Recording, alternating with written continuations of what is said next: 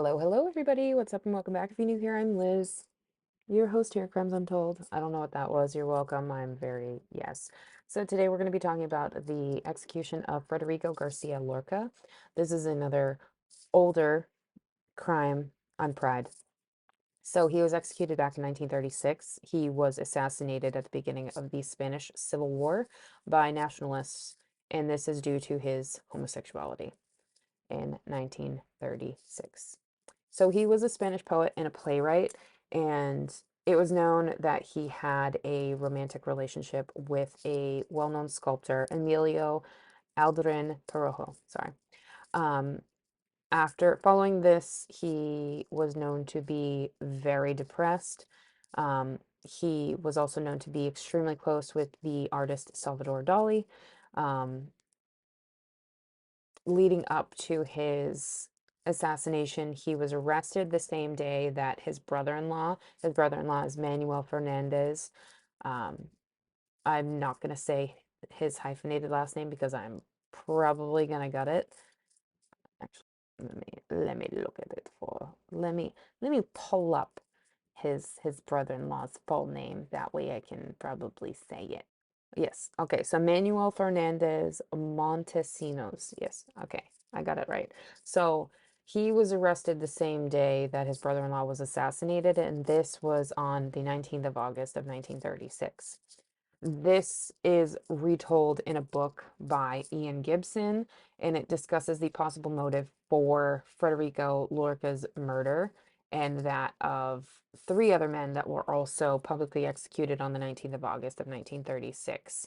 So this book kind of explains that this was a campaign of mass killing to eliminate leftist fronts, or possibly it could have been that of a rivalry in the country because of how futile it was, or because of how it was in general. It was a very hostile situation that was happening back in the 30s. And um,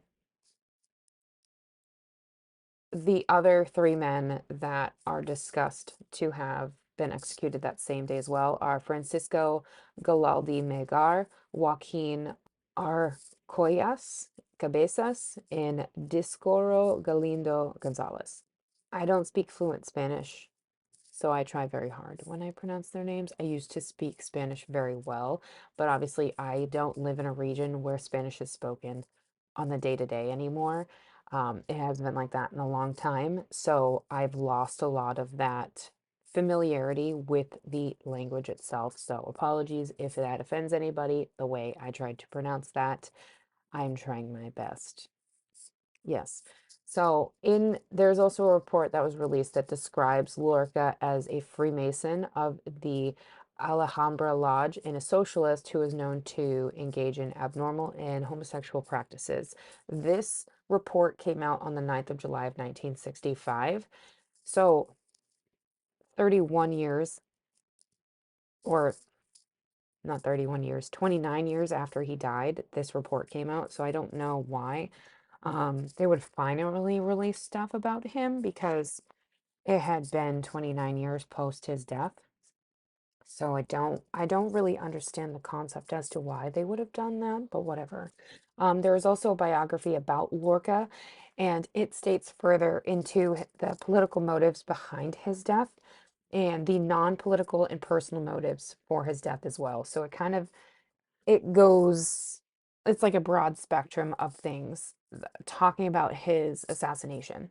There was also a dossier for his assassination that was put together that year per the request of Francisco Franco Bahamonde, um, which it probably was the precursor for this assassination, which is really sad. Um, to this day, they have no idea where Lorca's remains are. They have yet to be recovered. I was reading that they believe they know where his remains are, but they're not quite sure because these excavations are still underway. They don't they don't know. It was thought for a long time that he was buried near an olive tree. Like there's tree markings at this olive tree, and there's a picture that I found that's dated back to 1999 where it's believed this is where he is, but they're not totally sure because they none of it was none of where his remains are was ever listed or recorded. So they just have to kind of guess. It's just pure speculation at this point, which is really sad. Um, and there's a foundation called the Association for the Recovery of Historical Memory, and a, a person, Emilio Silva Barrera, um, tried to locate and identify the remains of where his grandfather was, and his grandfather was shot by Franco, um, who was the person that, like I talked about, Francisco Franco Bahamonde. He was shot by him as well in 1936, and he was trying to find where those remains are. And this kind of kicked off of, hey, we should try to find where Francisco Lorca's remains are. That would be kind of smart. There's been 3 attempts that have been tried to find his remains. 2009, 2014, and in 2016. The first one was at the Garcia Lorca Memorial Park. The second one was less than a kilometer from the first one, and then the last one was in Alphacar. Um, in 2008, it was granted an investigation into Lorca's death.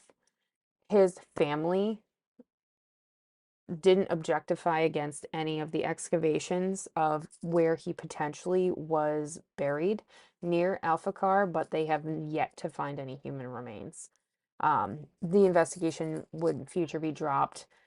Another investigation would start in 2016, but still nothing, which is really sad. They've had archaeologists come out, historians come out from the University of Granada, to do excavations outside of Alphacar, but they still haven't found anything.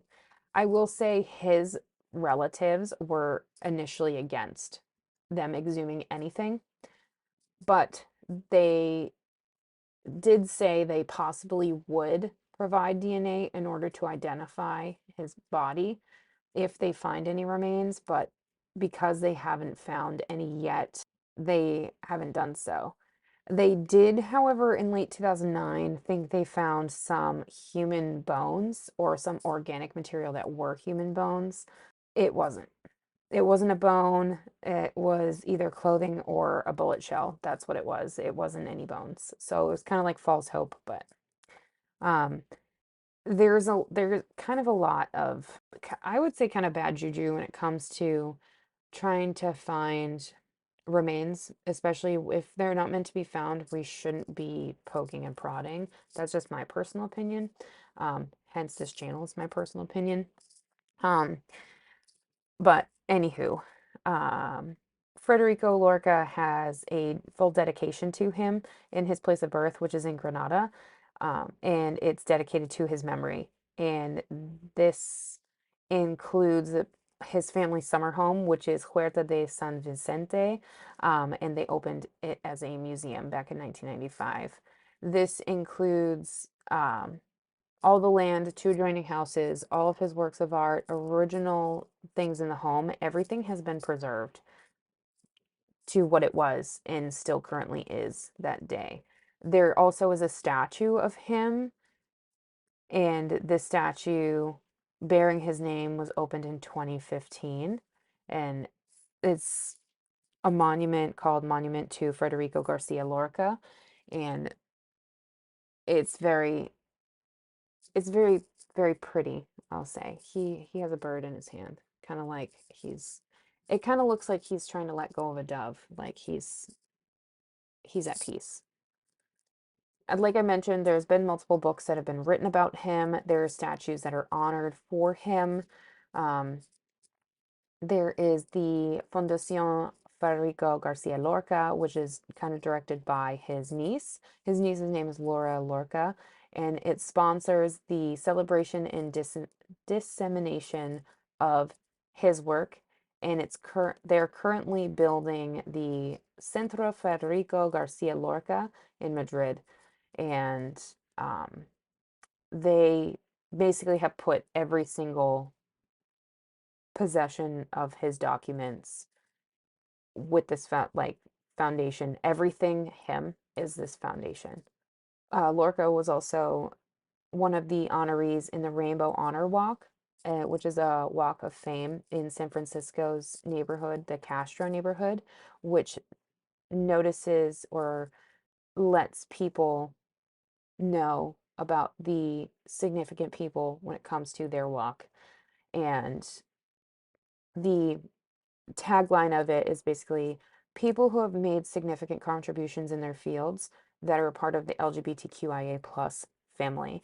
And Frederico Lorca was one of those people that very much expressed himself through his work. His poetry is beautiful, and his words just they resonate with you in a way that should always, if you remember a bit of it, it should always like ding to your brain of wow.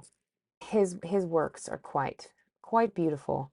They did release his collection, some collections after he died, so post-mortem or posthumously.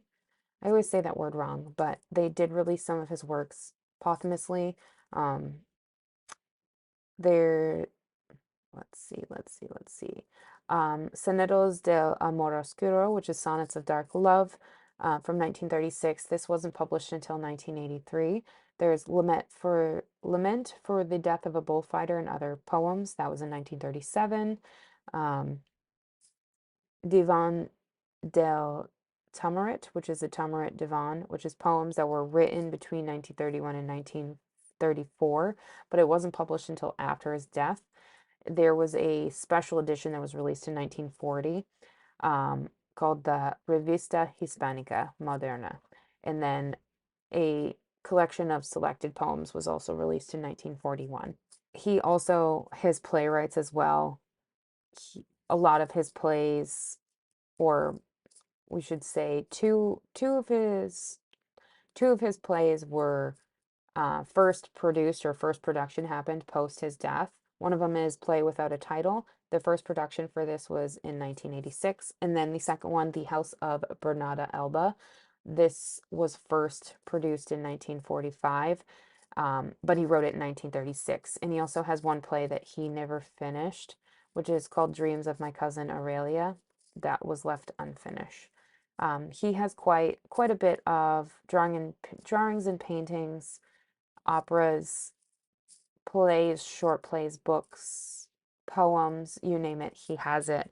And unfortunately, his murder is technically listed as unsolved, even though we know exactly what happened. We know when it happened. It happened in 1936, but they can't prove who committed it, and they also can't prove the actual motive behind it. So that, my friends, is day 2 of Crimes on Pride Month. I hope you guys learned something from this, and I will see you guys in my next video.